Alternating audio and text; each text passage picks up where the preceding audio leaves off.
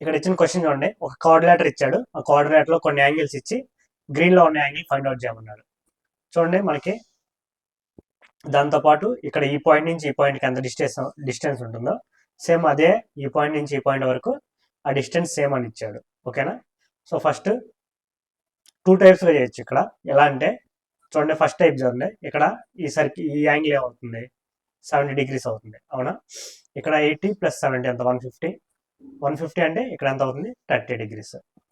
ఇక్కడ 30. ఇప్పుడు ఈ ట్రయాంగిల్ తీసుకుందాం, ఈ బిగ్ ట్రయాంగిల్ తీసుకుంటే ఇక్కడ 30, ఇక్కడ 60 ఉంది, 90. సో ఇక్కడ ఎంత అవుతుంది, 90 అవుతుంది కదా. సో ఇక్కడ 90 తీసుకోకుండా అవ్వగానే మీకు ఒక ఐడియా, ఒక థాట్ అయితే మీ మైండ్లోకి రావాలి. ఏంటంటే మనకి ఏదైనా సర్కిల్లో డయామీటర్ నుంచి కానీ ఎక్కడ యాంగిల్ డ్రా చేసినా 90 డిగ్రీస్ అవుతుంది అనమాట. ఓకే, డయామీటర్ 2 ఎడ్జెస్ నుంచి ఎక్కడ యాంగిల్ డ్రా చేసినా 90 డిగ్రీస్ అవుతుంది. ఓకేనా? ఇక్కడైనా 90 డిగ్రీస్ అవుతుంది, బట్ డ్రా చేసేది మనం డయామీటర్ ఎడ్జెస్ నుంచి డ్రా చేయండి. ఓకేనా? సో నేనేం చేస్తాను అంటే ఈ రెండు సేమ్ అనే ఇచ్చాడు, సో నేను దీని చుట్టూరు సర్కిల్ డ్రా చేసుకుంటా. ఓకేనా?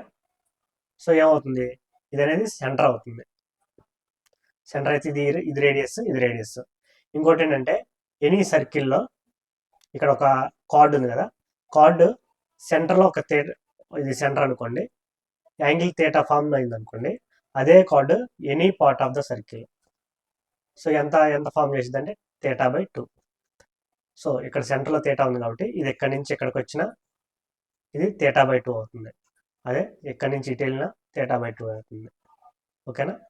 సో దీన్ని బట్టి అర్థం అవుతుంది మనకి, ఈ కార్డు ఉంది కదా, ఈ కార్డు సెంటర్లో 80 డిగ్రీస్ ఫామ్ చేసింది. సేమ్ అదే ఈ కార్డు ఇక్కడ ఎంత ఫామ్ చేస్తుంది, 80/2 అంటే ఎంత, 40 డిగ్రీస్. సో మీకు ఇంకో చెప్పాను కదా స్టార్టింగ్, ఇంకొక మెథడ్ ఏంటంటే మీరు డైరెక్ట్గా ప్రాబ్లం చూడగానే ఇక్కడ ఆర్ సేమ్ ఉంది కాబట్టి సర్కిల్ డ్రా చేసుకొని సాల్వ్ చేయొచ్చు.